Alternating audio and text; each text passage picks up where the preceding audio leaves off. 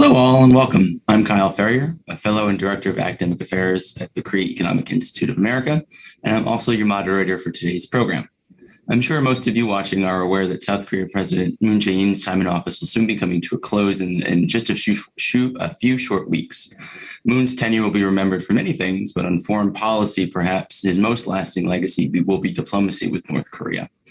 This has been a key priority over the past 5 years, with many ups and many downs. This, of course, for South Korea, negotiating with North Korea rarely just involves North Korea. Cooperation and coordination with major outside players, particularly the United States, can be just as important to shaping the outcomes of the South's engagement with the North. We saw this on clear display during Moon's time in office, just as we have for previous presidents.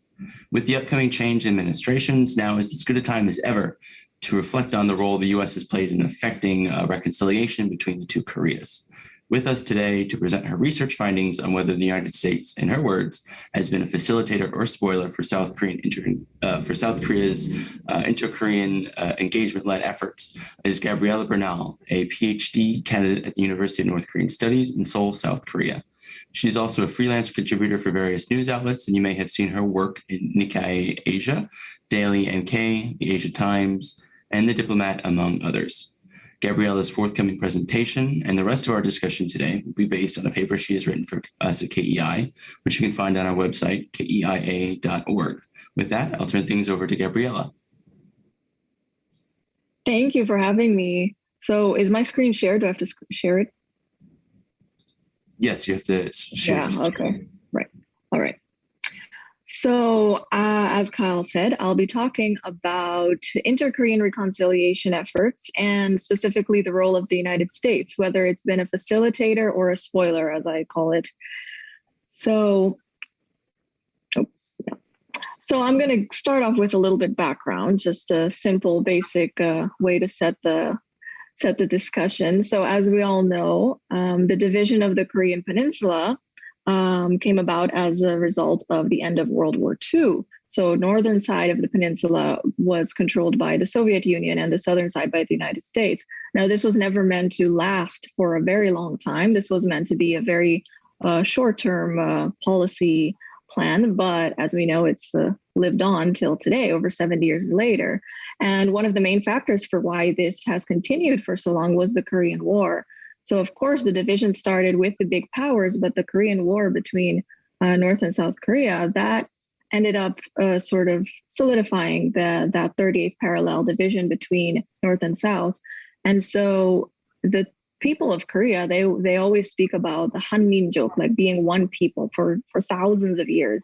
And so that's one of the main reasons why the division is so sad for Koreans till this day, is because they see it as having gone from one people who have been one country and one group for most of their history to now suddenly becoming enemies. And that sort of really, of course, became even worse when the war with the armistice of the Korean War, which did not end the war. So after the Korean War, the focus sort of switched towards economic recovery, especially for South Korea, because they just couldn't afford to focus on really anything else at the time, because the economy at the time of South Korea was much weaker than that of the North, although that may be difficult to imagine nowadays. There was a time when North Korea was more powerful in almost every sector than South Korea. And so for South Korea, especially after the war, the focus switched really to economic recovery. While before that, it was still a lot on unification, by force if necessary, under President Seungman Rhee. But mainly under Park Chung-hee, those years, the dictatorship, it was really, the focus was on economic recovery. And then the reason why I choose 1987 as the starting point for this, looking at this inter-Korean reconciliation process, the beginning of it, is because although there were some efforts under the Park Chung-hee regime, it's debatable how truthful they were, how motivated how much he really wanted to actually improve relations with the North.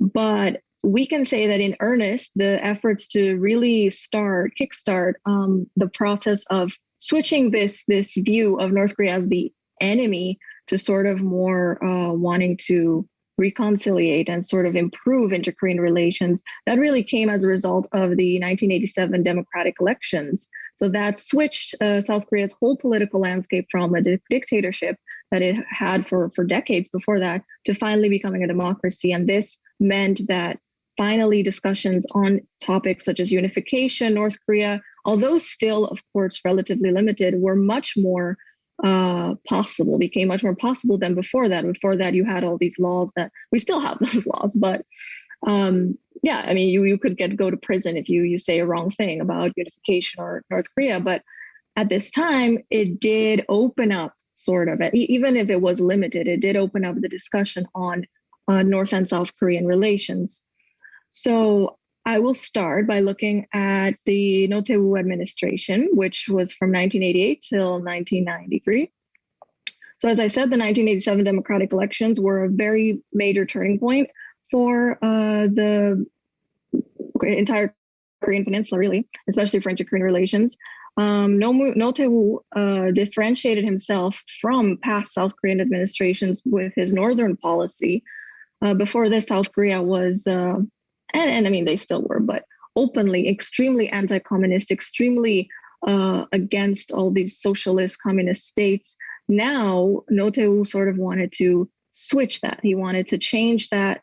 And reaching out to communist states, former communist states, this was the time when socialism, communism was collapsing, the world was changing, the Cold War was sort of ending. So he wanted to completely switch South Korea's foreign policy, and that's what he did. And this ended up with, South Korea eventually making diplomatic relations with China. That was a big deal. And this didn't exclude North Korea, of course. So North Korea was a big part of this policy, and a big part of Roh Tae-woo's administration that a lot of scholars also talk about is the July 7th declaration, which dealt with 6 major issues, mainly inter-Korean exchanges, divided families, inter-Korean trade, non-opposition to North Korea's trade with South Korean allies, the ending of the diplomatic confrontation between the two Koreas, and the actualization of the Northern policy. And throughout this whole process, the Roh Tae-woo administration made sure that they got cooperation from the international community and with the US, because they knew that they couldn't do this alone. They can't just go after all this progress with North Korea without involving other actors. And so they did try to cooperate with the US, quote, to induce North Korea to come out into the international society as a regular member of the international community. That's what Roh Tae wanted.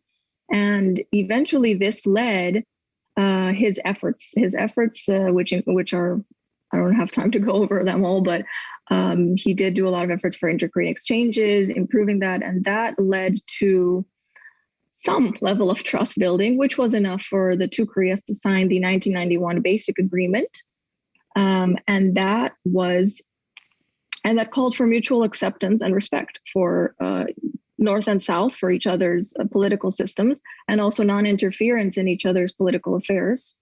So that was quite a big statement for the time. And this eventually led to the 1992 Joint Declaration on the Denuclearization of the Korean Peninsula, which was also a major achievement. And this, in this agreement, the two Koreas pledged to not test, manufacture, produce, receive, possess, store, deploy, or use nuclear weapons, and to not possess any nuclear processing and uranium enrichment facilities. So this was a very major achievement at the time.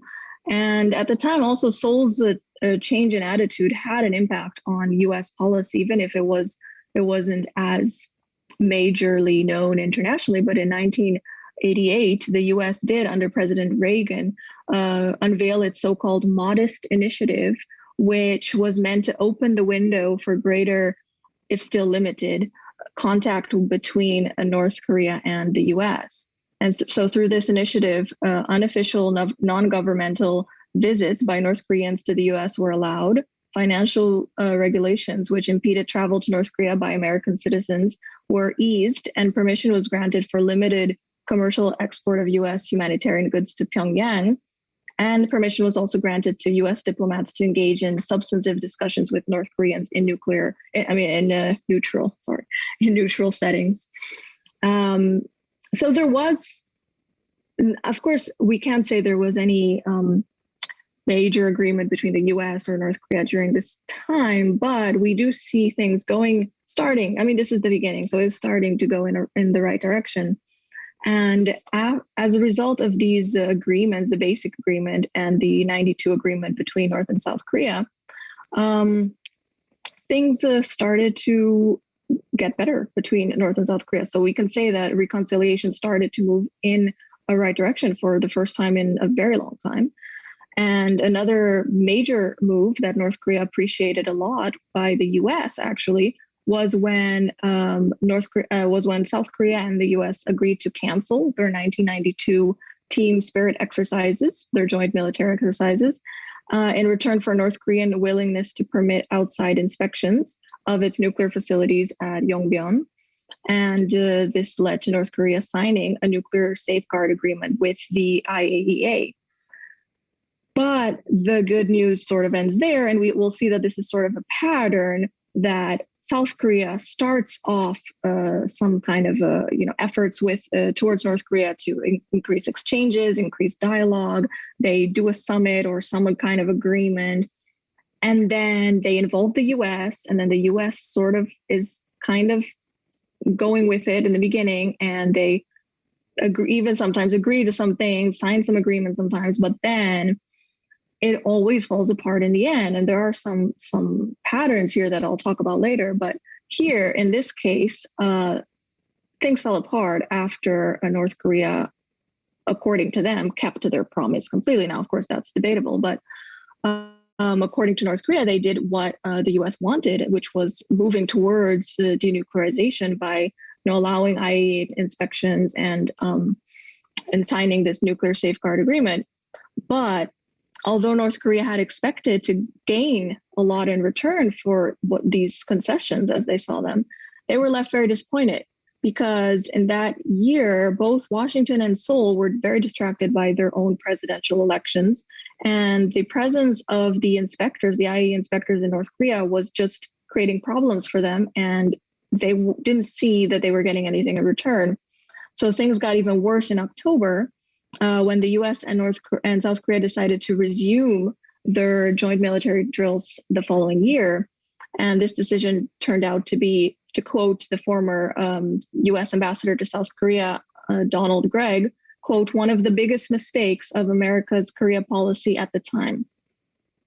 3 days after the exercises resumed in the following March, North Korea announced its intention, so this was in 1993, they announced their intention to withdraw from the Nuclear Non-Proliferation Treaty, citing the treaty's escape clause. So this,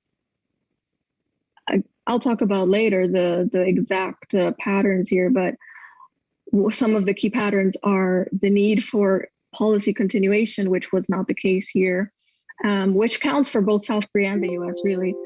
Trust, breaking trust and building trust, and reciprocity, giving something to receive something. This is a very big deal for North Korea. So that didn't work out during the Roh Tae-woo administration. Next, I'll look at the Nom Hyun years. So, okay, before people start asking why I'm skipping Kim Dae-jung, was because one, there was not enough space or time to cover every single administration. And two, I believe Kim Dae-jung has already been covered very, very extensively, research, especially a sunshine policy. And that's why I'm including Nom Hyun instead. But the 2000 summit, which was a major, of course, the major victory for inter-Korean relations, the first inter-Korean summit between Kim Dae-jung and Kim Jong-il at the time, that definitely set up the momentum for a lot of inter-Korean projects, inter-Korean exchanges, and Nom Hyun definitely wanted to keep up this momentum. So when he came in, the plan was to maintain this momentum, maintain expanding inter-Korean relations.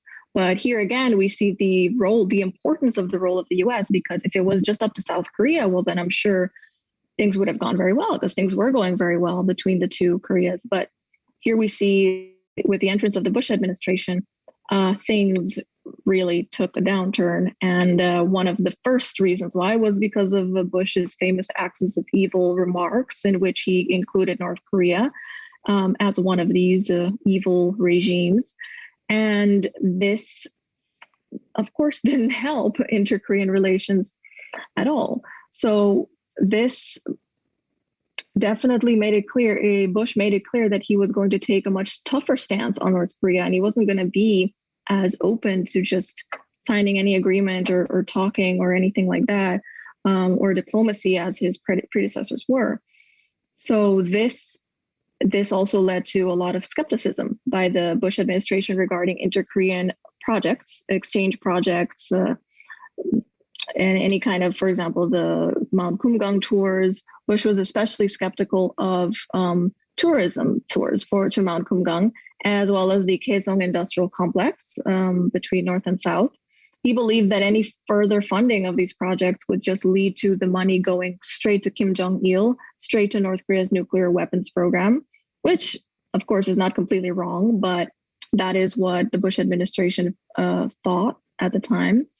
And the US was particularly interested in getting the Mount Kumgang tours canceled, because compared to the in the Kaesong industrial complex, the money that North Korea was getting from those tours was much more significant. And although the US really did pressure South Korea to put an end to these tours and to just give up on these projects, the Nom Hyun administration was very, very adamant, and they did not back down. They did not want to just go with what the US was saying and just give up on their policy of engagement with North Korea. They were very serious about that policy. And even publicly, I mean, it's no secret that Nom Hyun and Bush didn't have the best relationship, to put it lightly. So here we see how intensely South Korea really wanted to improve relations with North Korea. But, while all this was happening, of course, the SixParty talks were going on.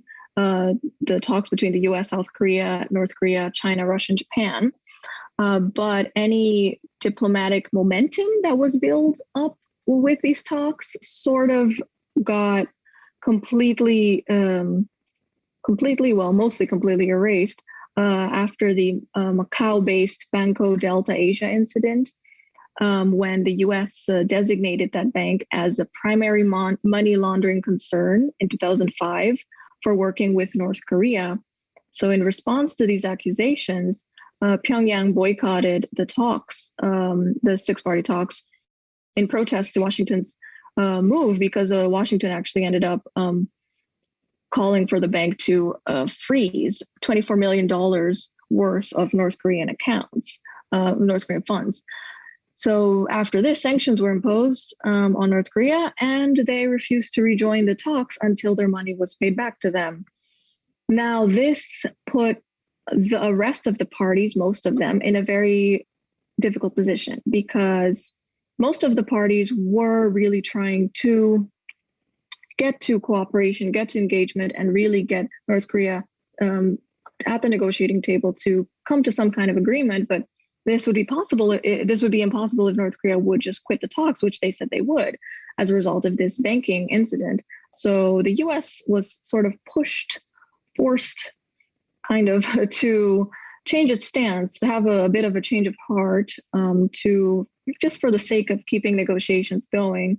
So the US did decide to eventually give back the funds to the North Koreans in March 2007. And this resulted in the North Koreans agreeing to continue with diplomacy then. And between that, sorry, I forgot to mention, yes, of course, between all that happened, Pyongyang tested its first nuclear weapon. Yeah, big deal. So that was all while all this whole mess was going on of the banking. So it was definitely a big, the pressure was on. They needed to continue with diplomacy, because otherwise, now they had fired their first nuclear weapon, and they were not going to negotiate with anyone anymore, not even with the SixParty talks, unless the US changed its stance. So the pressure was really on for Washington. And so that's part of the main reason why they made those decisions. And this then opened again the importance. Here we see again the importance of the U.S. Policy. Any kind of decision, whether it's a small decision or a big decision, it really does impact South Korea and how much South Korea can reach out to North Korea. And this shows with the second Inter-Korean summit that was held between Nom Hyun and Kim Jong-il in 2007, right at the end of Nom Hyun's term. His term was ending, but still he made one last effort to engage North Korea to improve relations, and that happened through this summit. Now, through this summit,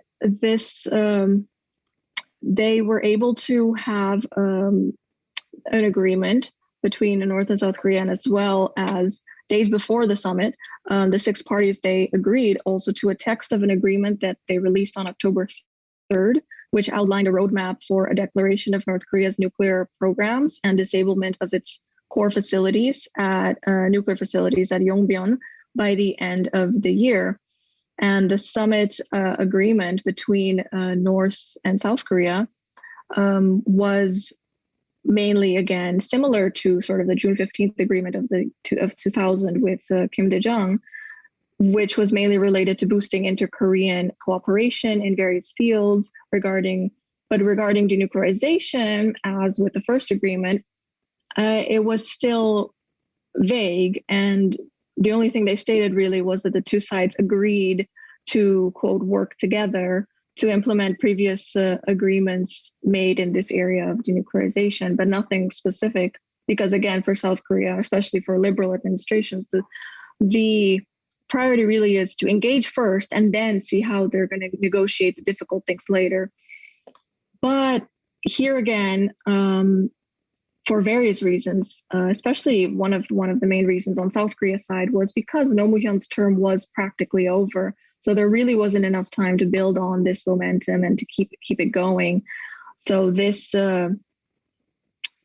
sort of really hurt inter-Korean relations and the efforts to exchange and engage with North Korea.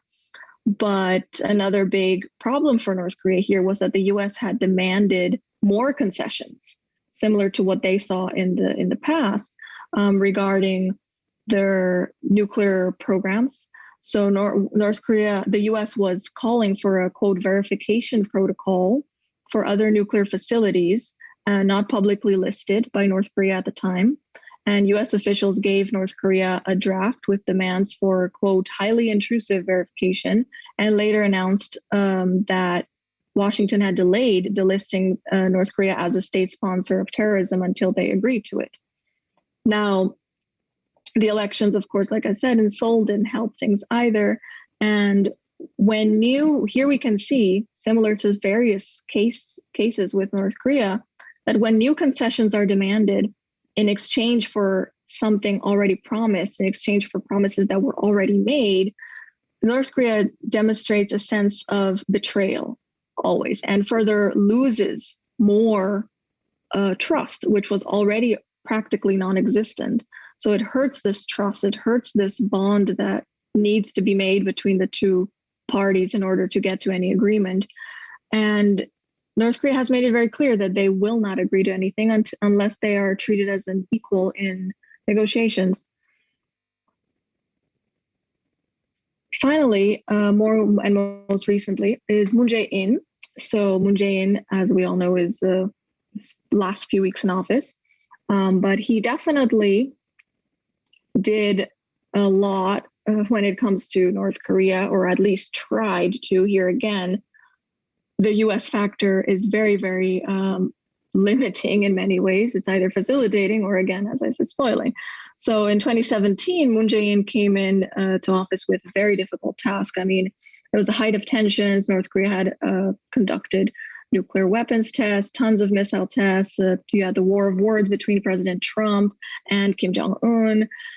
So there was a lot at stake for Moon Jae-in, and he saw an opportunity with the Pyeongchang Olympics. And so at the time, the US stance, to quote Mike Pence, was maximum pressure and engagement at the same time. if that makes sense. But yeah, that's their policy. That was their policy at the time. And really, thanks to Moon Jae-in's efforts to really try and engage North Korea and bring them out of the cold, practically, summits were able to be held between Moon Jae-in and Kim Jong-un. And this rapprochement between North and South Korea will then open the door for the US to also continue or resume its diplomacy with North Korea, and also made North Korea more willing to talk to the US during this time. And this, of course, as we all know, led to the Singapore summit between President Trump and Kim Jong-un. I won't go into the details of all these summits, but the point is here that although Trump was very enthusiastic about signing an agreement with North Korea and getting to this big deal and showing something for really meeting this dictator in person, he miscalculated by a lot. And this has to do with a combination of Trump's own ignorance on North Korean policy and also the people he surrounded himself with. The people he surrounded himself with were not the most well-educated on North Korea, to put it lightly. I'll touch on that later. And this is a very big problem that we keep seeing again and again in US policy, is because, of course, the US wants denuclearization. That's their biggest thing with North Korea. But to get there, the process of getting there, trying the maximum pressure, or like some scholars call it maximum flexibility that Trump tried with Kim Jong-un by meeting him in person, none of that works. Like, these are two extremes. And there was really, we can see a very wrong understanding by the US of the North Korean side, a wrong understanding of, like, wrong assumptions of what is it that North Korea wanted. Trump assumed that because North Korea's economy is so weak that, North Korea probably wants their economy to open up. They want investment, they want money, they want access to these foreign markets. And although that is true to an extent, that's definitely not the number one thing that North Korea wants. And this mistaken reading North Korea really ended up backfiring, as we can see with the Hanoi summit, when the US side and the North Korean side were just on very, very different pages. So is the US a facilitator or a spoiler? So the first thing we have to know is there is a huge need. I mean, it is practically a requirement for US cooperation to be present whenever it comes to inter-Korean relations or any kind of reconciliation efforts, because as we can see, without any US cooperation, South Korea really is very limited in what it can do, especially nowadays with all these sanctions. There is a huge limit to how far South Korea can go.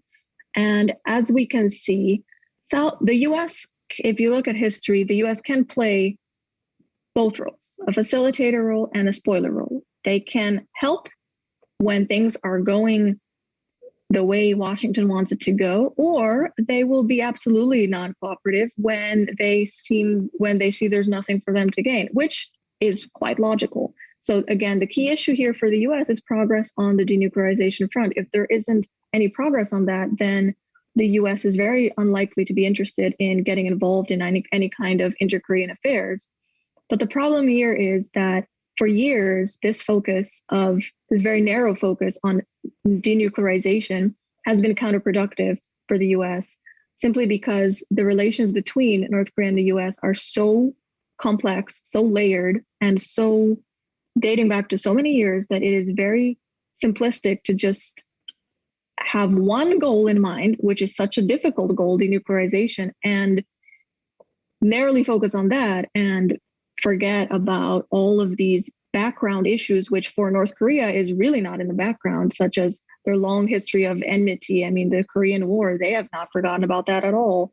The fact that there's no trust, and the fact that to North Korea, the US just keeps using the same old policies, knowing that North Korea is not going to respond positively to that. So that doesn't show North Korea any kind of willingness by the US to change. So what do we need to build lasting peace? Of course, just a disclaimer, the next two slides are very simplistic, a very simplified version of course, what would have to happen in reality. Reality is much more complicated than this, I know that, but in my opinion, I believe that looking at looking at US DPRK relations, inter-Korean relations for decades, it's very clear that we need a more holistic approach instead of the narrow approach that has been promoted again and again by successive US administrations. Now, as I said, the end goal may be denuclearization, and that is the end goal, but the priority does have to be, the immediate priority needs to be trust building, communication, and being realistic. Because North Korea, the reality, and it's just a fact, North Korea is not going to willingly give up its nuclear weapons, which are its only lifeline, in exchange for mere words or promises that the US makes. And to quote Leon Segal, there is a need for, quote, an intimate knowledge of North Korea's particular fears, wants, and needs. Now, I understand that most US policymakers probably really don't care that much what North Korea feels or fears. They just care about their weapons and how they can get rid of them, which is the major issue. That is true, but that hasn't worked for all these decades and is not going to work in the future either. It's just not, because, and when we look at what North Korea says, especially the past few years, they keep talking about the US, quote, hostile policy. Hostile policy, like you see this in every newspaper article, on TV, North Korean TV, they're always pressing on this issue of the US hostile policy. Now, although in the West, Western media, it makes for great headlines and great, just memes and whatever of North Korea, but in reality, it's really much more than just a rhetoric or propaganda by North Korea. I mean, it's important to look at the psychology behind this. Why is it that they feel that the US has a hostile policy towards them? Because, see, the US negotiates with many other countries, and it doesn't mean they can reach an agreement with every country. But with North Korea, it's very specific to look at, and very specifically important to look at, why are they thinking this way, and why do they still have this position? Now, although the US may not agree with why North Korea thinks the way it does, it's still important to understand what it is they're really thinking. Now, again, very simplified, an ideal really, in an ideal world, this is broadly what the path towards inter-Korean reconciliation could look like. So, and the first thing that really needs to happen, the foundation, is that both Seoul and Washington need to be willing to engage and pursue diplomacy with North Korea, because if Seoul is not willing, it's very difficult really to achieve any kind of inter-Korean reconciliation. I mean, it ends there then.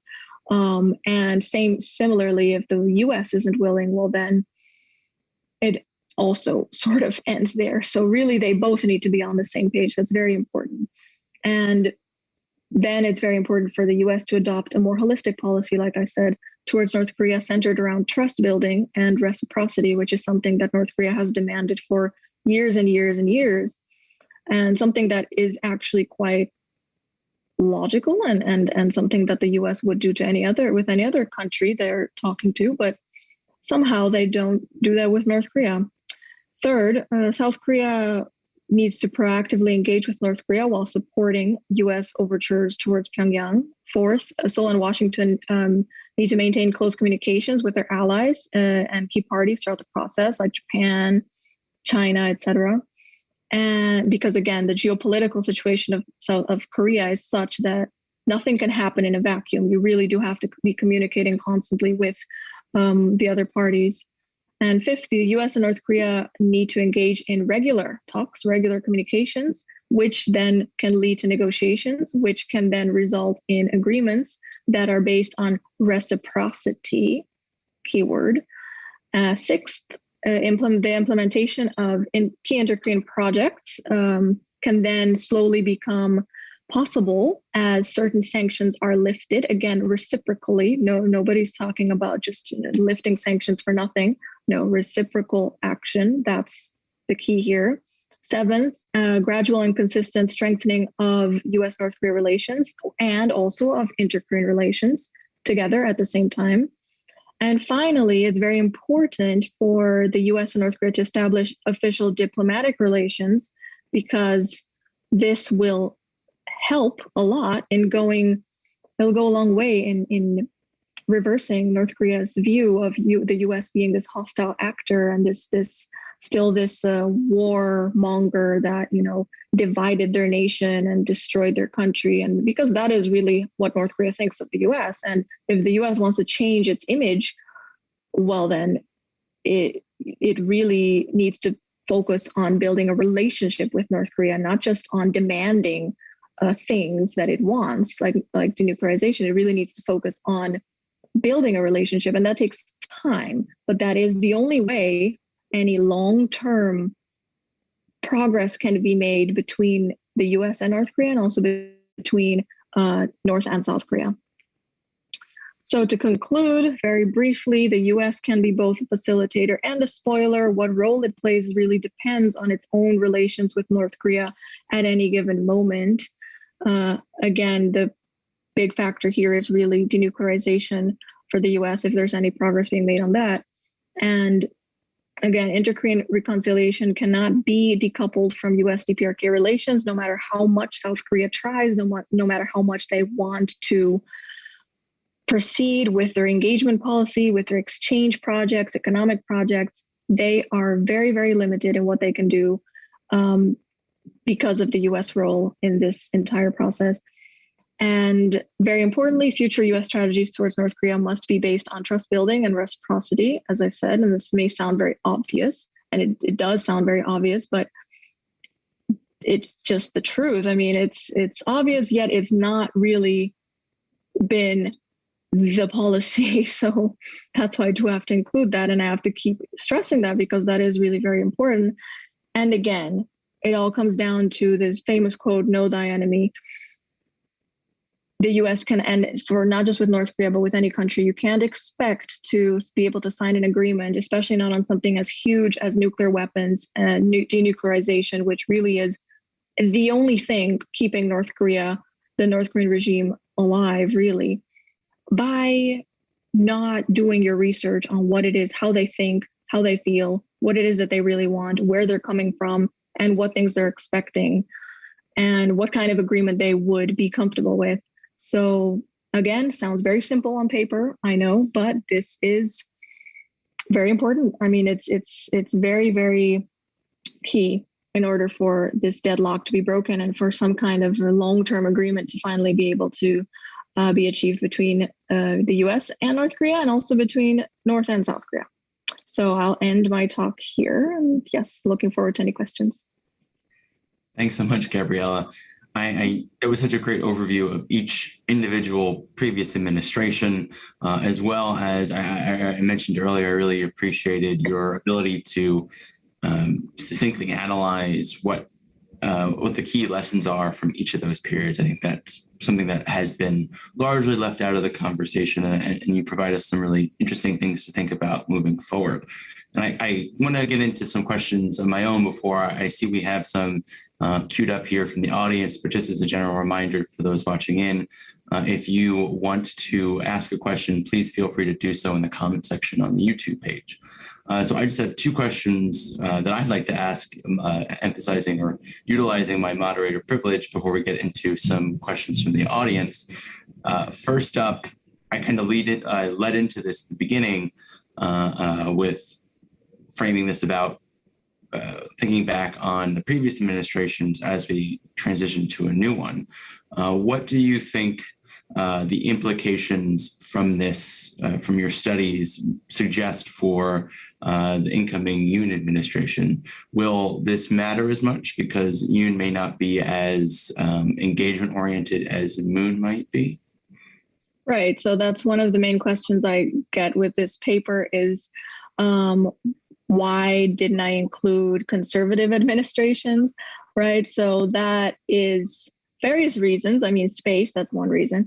But the main reason is really because under comparatively, I'm not saying they didn't do anything, but comparatively to more liberal administrations, the conservative administrations there's much less there to analyze in terms of exchanges and really engagement policy towards North Korea. It's always been very conditional, just like the US policy, very conditional on North Korea moving first or doing something, showing some sign of willingness. And North Korea is very unlikely to do that usually. So really the only times we've seen major or significant progress in inter-Korean relations has usually been under liberal administrations. So that's why when it comes to you now, it's the same thing really, because one of the big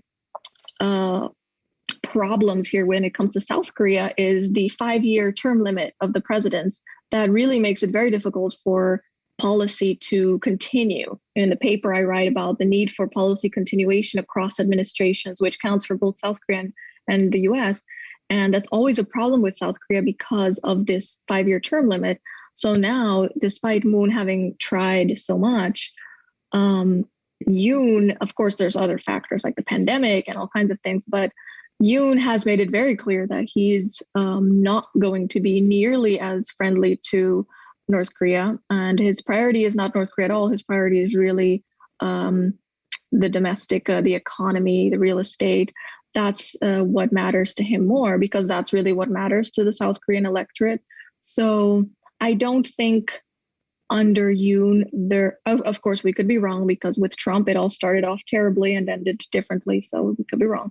But for now, it doesn't look like there really is much room for anything, really, because North Korea is very isolated more than ever. Biden is clearly not making North Korea a priority. They're stuck with Ukraine. There's so many other issues. And Yoon is totally not interested in any kinds of summits or exchanges. No, so it's all very conditional. Like if North Korea shows willingness to denuclearize, well, then maybe we'll talk to them. But no, I mean, I don't think there's going to be that, at least not for now. The priorities of the main parties are all just very different. Yeah, it's hard to make predictions, but I think you laid out a good framework for the next administration to pursue if they do wind up taking a more engagement-oriented stance towards North Korea over the course of the next few years. But the other question I wanted to ask you relates to the other major power besides the United States, and that is China. And it's not just about, I know for South Korea, the relationship with the United States is really key, but obviously China plays a hugely important role in determining the future outcomes on the Korean peninsula. So I was wondering if you had given any thought to the role of China in how South Korea approaches North Korea, and then maybe on another sense, how China factors into the United States thinking on how the outcomes on the Korean peninsula play out in terms of inter-Korean reconciliation, both, I guess, China as a bilateral partner for South Korea, and also, and just to, add another level of chess here, but the United States, how do they incorporate what China might be thinking as it relates to inter-Korean reconciliation? Right. So the number one thing here, in my opinion, is that for inter-Korean relations to be able to progress, North Korea must be willing. And for North Korea to be willing, they need to see that they have something to gain. And for North Korea, the only real gain they can get, the only country that can give them really what they want, which is the security guarantees and diplomatic recognition, all of these things, including ending the Korean War, peace treaty, getting rid of the US troops in South Korea, all of these things, so many things, it all comes back to the US. So South Korea is sort of limited here because China, of course, China is very important. China is very, very important. But North Korea, they already have a pretty close relationship with China. Their priority is not, they don't really care in terms of like diplomacy that much. Like they show like, oh, we're best friends and everything. But when it comes to diplomacy, negotiations, and like serious stuff, they don't really care. Like their priority will always and has always been Washington. Like that's what they want. They want the US, not China, because China is pretty much already on their side, because China is geographically sort of, stuck there. Like they don't have that much of a choice, but to sort of be mostly on North Korea's side. And so for the US, of course, they always want China to be more tough on sanctions, enforcing sanctions. And although China has done this in the past, they have enforced sanctions, they've done this, of course, not nearly as well as they probably should have. It's still very limited, the role that China can play, in my opinion, because again, what's important here is the North Korean mind, their psychology, what their motivations are. And really, if you look at it closely, for years from the very beginning, it's always been the US. That's their target, always, not China. So in that sense, China, it's an important actor, yet it's very limited still. That's sort of what I've studied. Yeah. I got more questions just based off of the answers that you gave to those, but I want to give time to our audience to have an opportunity to ask some of their questions. So I'll read here from some that we have commenting. So the first question we have up is, could you speak on how U.S. government actions outside the region might affect inter-Korean talks? For instance, there's been a lot of speculation that U.S. policy towards Libya has influenced Pyongyang's response. How valid is this view, and how do you go about weighing Pyongyang's consumption of U.S. foreign policy? Right. Well, definitely. North Korea, again, there's this misconception that they're crazy, that they are very irrational, and that they don't know, or that they're just acting like, I don't know. There's these all of these hypotheses about North Korea that are very incorrect. In reality, the North Korean regime pays very close attention to US foreign policy, especially in countries like Iraq, Afghanistan, Libya. If you look at North Korean news, every time there's some kind of controversial US policy, they're covering it. They cover it. It's not like they only cover the great leader like Kim Jong-un. No, they cover US policy too, and the world. And especially when it comes to Libya, that's like a textbook example that definitely plays a big role in, again, the psychology. It just reconfirms North Korea's original fears of the US being this, this evil regime that wants to overthrow weaker states and just wants to hold all the monopoly of power and nuclear weapons. And for North Korea, it's very, very telling to see what happens to these countries that, oh, well, look, they gave up their nuclear weapons. Well, look at what happened to them. Or they didn't have nuclear weapons, and look at the mess they're in now. So these are all very important examples for North Korea that they definitely don't take lightly.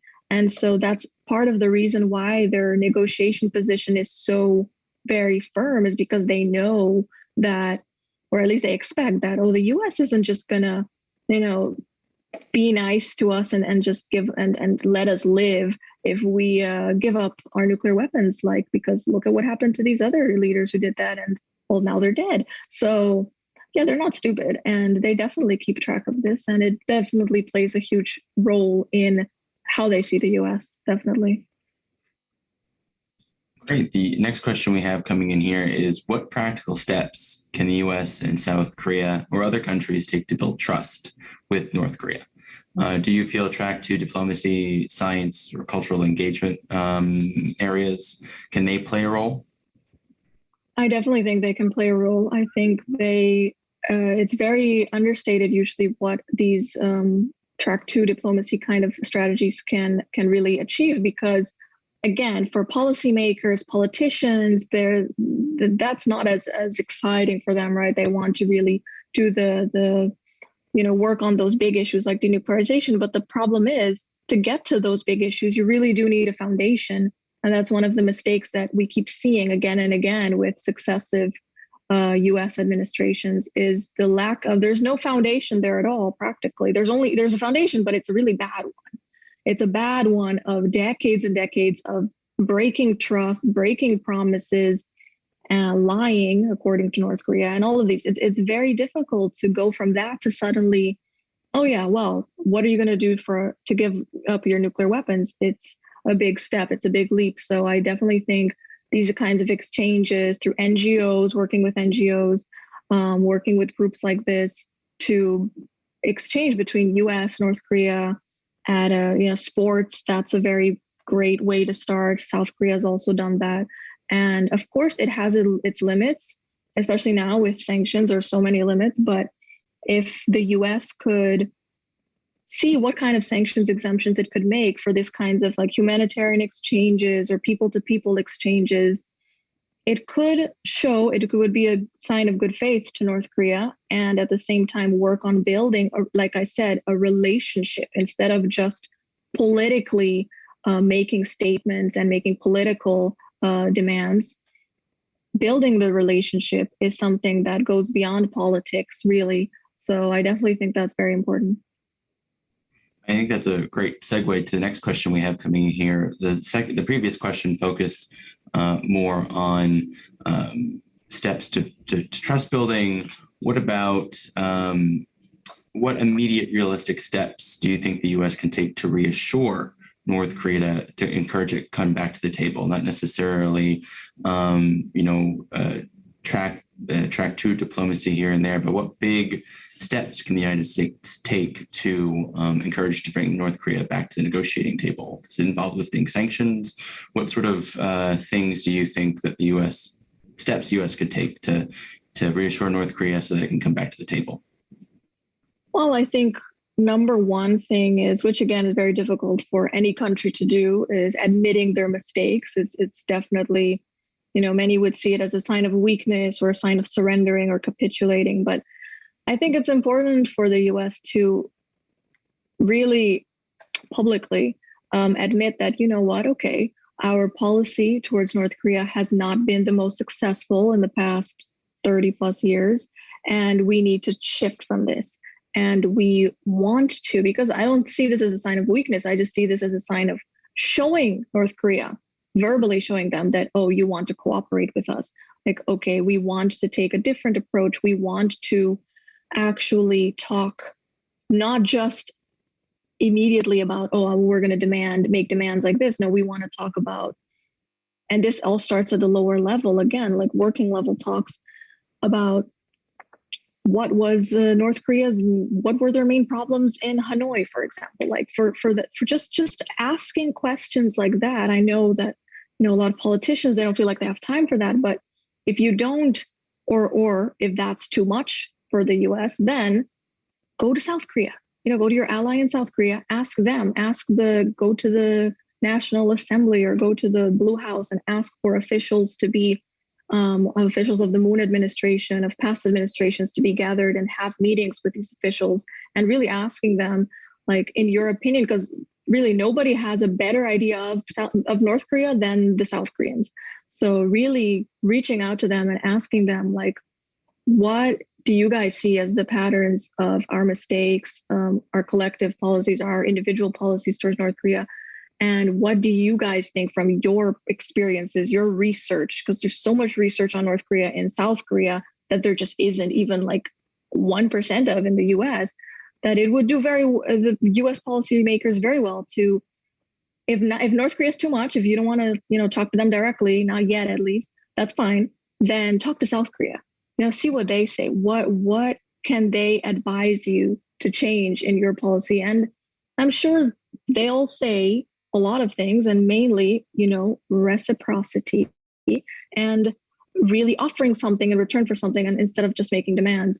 So I think those are very important things, but really asking and keeping this communication lines open with South Korea instead of, because the US is very good at planning, for example, like, oh, they want trilateral military exercises with Japan and South Korea, or they want South Korea to cooperate with Japan, or, they want things like that with a Quad. I mean, that doesn't help with North Korea. It does not help at all. On the contrary, it's counterproductive. It makes North Korea more nervous about, oh, well, why are you doing this? But if they would go there to talk simply diplomacy, unofficially, really, to just get a better foundation for what kind of policy they want to adopt in the future, I think that would be a very big step, a very, very simple, yet very, very effective step in the right direction, in my opinion. I completely agree. There's so much untapped knowledge about North Korea in Korean language sources that we just don't get translated into English language sources that show there's just a rich robustness to understanding of what's going on in North Korea beyond the nuclear program. Since we're talking, though, a bit more about North Korea's nuclear program and why, the underlying reasons behind it, needing to understand North Korea a bit more, I was hoping to prod you, get your own feeling of what North Korea's nuclear program is for. And there's been a lot of debate as to what extent it's for external reasons, for deterrence, as opposed to internal reasons for helping to build up the legitimacy of the Kim Jong-un regime. And it's really hard to break down to what extent it's for external purposes or internal purposes. But in your sense, I guess the argument is if it's for internal purposes, it's going to be much harder for the United States to get North Korea to give up its nuclear weapons because it's tied to the domestic legitimacy of Kim Jong-un. So what do you think about that argument? What are some of the underlying reasons for North Korea's nuclear program? What's the balance, do you think? And if it's more towards internal domestic political legitimacy reasons, what extent does South Korea or the United States really have in getting North Korea to give up its nuclear weapons? Is there something that they can do to replace that legitimacy, maybe with economic engagement? But that opens up a whole nother box of questions. So there's more questions than I have answers to this. Right. I'm just wondering what your thoughts are. Yes, well, I mean, I could spend just hours on just that question. It's very, very complex because there's not one single answer. I can't say that, it's mainly for external purposes, it's a combination of both. I would say it is still, although both play a role, I would still say that it is mainly for external purposes, I would say, because for North Korea, again, the number one thing is regime security, the survival of the Kim regime, their security, the guarantee that that the US won't just, go up the 30th parallel and attack them and get rid of them and forcefully unify North with South, or if that South Korea would do something like that. So definitely it was born out of this fear of this insecurity as a result of the division of the Korean Peninsula, as a result of the Korean War, as a result of subsequent US policy, military policy, US defense treaty with South Korea, their troops in South Korea. There's a lot of threat there for North Korea that comes from the US, in their opinion. So definitely, and I mean, I think most people would agree, I think, that if North Korea did not have nuclear weapons, I really don't think they would still be there. I don't think that the regime would be intact. I don't think so. I really don't think so. So externally, it plays a huge role for them, but that doesn't mean that it doesn't have an internal role either, because like you said, it definitely plays a role to show the people, the biggest propaganda tool they have is a look where we came from. Like we were, practically had our cities bombed to the ground by the United States. We had nothing. We were so poor, but look, despite all of these difficulties, we have built nuclear weapons on par with the strongest countries in the world. So of course, for the people, to continue with that ideology, to keep it convincing, which is becoming more and more difficult every single year, to keep the people under the regime's control, they need, yes, nuclear weapons. They definitely do. It plays a big role. But I do think that could be replaced. I don't think that this is the only thing that North Korea could ever use to keep its control over its people or to justify its legitimacy. No, because what would be better, especially for the everyday North Korean person who has barely enough to eat, is economic opening up and policies that would allow for the North Korean people to live a much better lifestyle. I mean, that would increase, in my opinion, the legitimacy of the government much more than the nuclear weapons, because the nuclear weapons, they may show the people that, okay, our country's strong and, you know, nobody's going to mess with us. And okay, but it doesn't really help the average person that's just trying to get by. So I definitely think that despite people, you know, believing less and less in this state ideology, socialism, communism, they've become very disillusioned by it, obviously, because of the way they live. It's not this utopia that it was meant to be. But if the government can start providing a much better lifestyle for its people, and I mean, simple things like electricity supplies, like food, heating, things like that, modernization, I mean, infrastructure, all of these things, I think that would make a much, much bigger difference for the North Korean people. But then again, you have this whole other issue of, oh, well, then, you know, the opening up of the economy and how is this going to impact their minds? And then they're not going to believe in Kim Jong-un, and is he going to be overthrown? Are the people going to rebel? And okay, that's just a whole other issue. But in principle, like, yeah, that's what I think. Yeah. Well, there's so many threads from this conversation that we could continue to spend hours and hours on. And unfortunately, we're actually out of time. So I guess that means we'll just have to have you back to write for us again, or to a podcast or something. But it has been an absolute pleasure talking with you and to hear you talk about your paper. I would encourage those of you listening in to please check out her paper on our website, keia.org. And again, thank you, Gabriela, for joining us today. Thank you.